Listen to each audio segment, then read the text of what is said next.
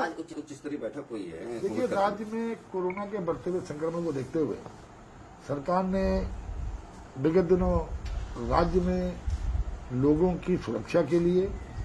और कोविड की जंग को जीतने के लिए राज्य में एक कोविड कर्फ्यू लागू किया था, जिसकी मियाद कल सुबह समाप्त हो रही है। तो आज उच्च स्तरीय बैठक में मुख्यमंत्री जी की अध्यक्षता में तय हुआ है कि इस द्वितीय फेज में हम लोगों ने राज्य में 18 तारीख से लेके 18 तारीख सुबह 6 बजे से 25 तारीख सुबह 6 बजे तक द्वितीय फेज में कोविड कर्फ्यू लागू किया जाएगा, जिसमें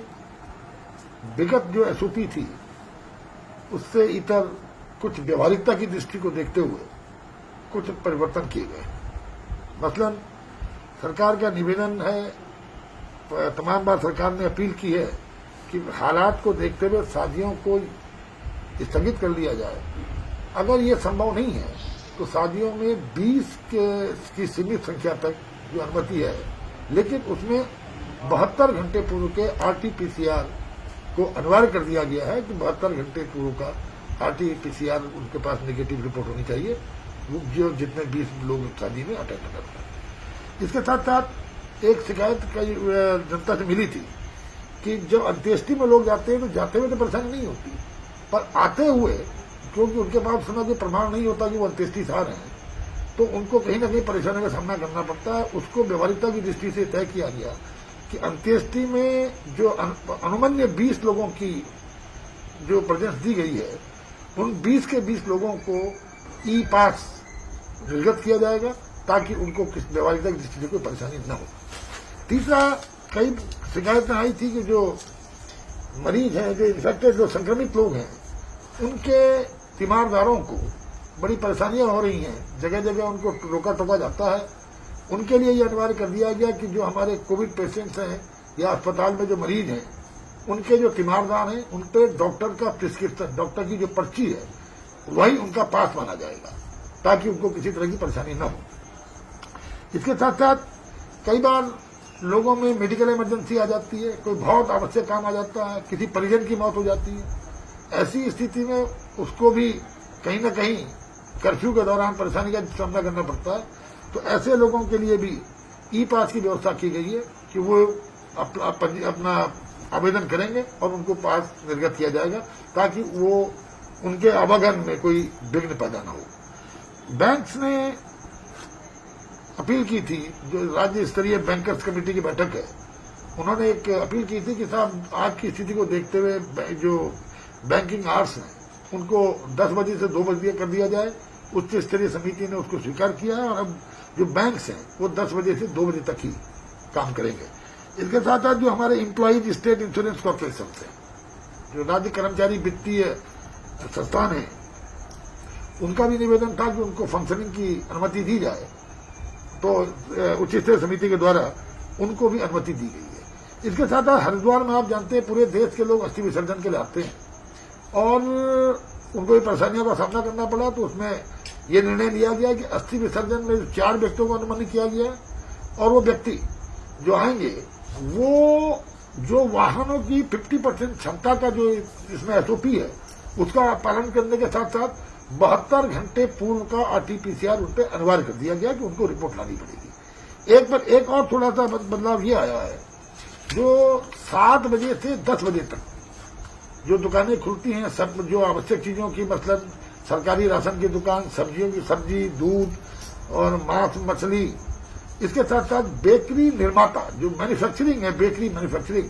उनको भी प्रतिदिन 7 बजे से 10 बजे तक अलाउ किया गया है। और जो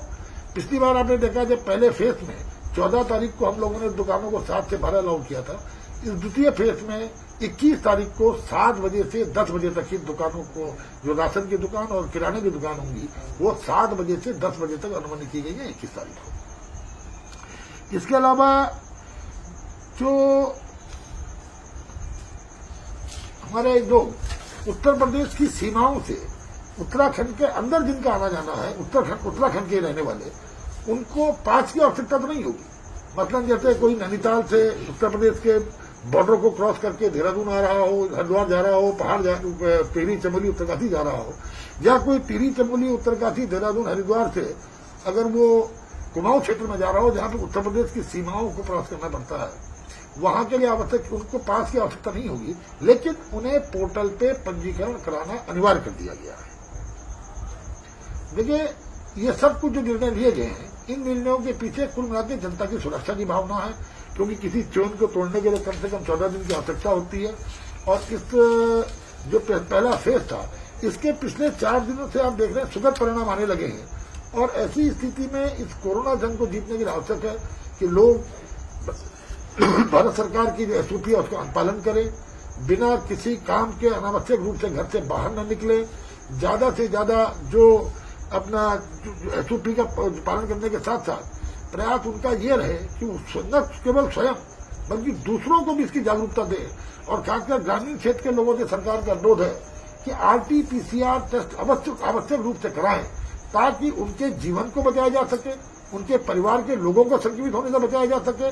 उनके गांव को संक्रमित होने से बचाया जा सके। क्योंकि ग्रामीण क्षेत्र में जिस तरह इस कोविड ने पांव पसारे और ग्रामीण क्षेत्र की जनता आरटी-पीसीआर टेस्ट करने से बच रही है, उसको कहीं न कहीं इसमें आगे आना चाहिए और अपने जीवन की रक्षा करनी चाहिए। सरकार ने इसीलिए ग्राम सभाओं में कोविड का जो मॉनिटरिंग का काम प्रधान को समिति का अध्यक्ष बनाया है, ताकि कोविड की जंग को जीत सके। और सरकार का ये जनता से स्पष्ट कहना है कि कोई आर्थिक परेशानी सरकार इस जंग को जीतने में नहीं आने देगी। जितनी आवश्यकता होगी सरकार उनको पूरा करेगी। और सरकार का सबसे बड़ा निर्णय है कि हम अपने हेल्थ सेक्टर को, खासकर सुदूर सीएचसी और पीएचसी को भी ऑक्सीजन सुविधा दे करके वहां पर भी हमारे आदमी को इलाज मिल सके, इसके लिए सरकार कटिबद्ध है। लगातार उद्योगों के लिए बहुत महत्वपूर्ण निर्णय लिया गया। उद्योगों के लिए हमने पिछली बार ये लिखा था कि उद्योगों में अनिवार्य तौर पर यह कहा गया था कि या तो औद्योगिक क्षेत्रों को अपनी लेबर को अपने परमिशन में रखना होगा या उनके आवागमन का व्यवस्था करनी पड़ेगी। उसमें उद्योग जो हमारे इंडस्ट्रियल सेक्टर है उसके लोगों की अपील पर सरकार ने निर्णय लिया है कि यथासंभव प्रयास करेंगे कि वो इस तरह के जो पहली एसओपी थी उसका पालन करें ज्यादा, क्योंकि ये प्रयास सब मजदूरों की जिंदगी के लिए भी है और हम ये भी चाहते हैं कि हमारे उद्योग लगातार काम करते रहें। तो ये इस सभी दृष्टि से ये जो द्वितीय फेज है, इसमें आप सबके जनता के सहयोग की अपील सरकार करती है। इस सहयोग इसमें पूरी तरह से इसका अनुपालन करें और इस चेन को, कोविड की चेन को तोड़ने में स्वयं भागीदार बने, ताकि कोविड के खिलाफ हम लोग इस जंग को जीत सकें।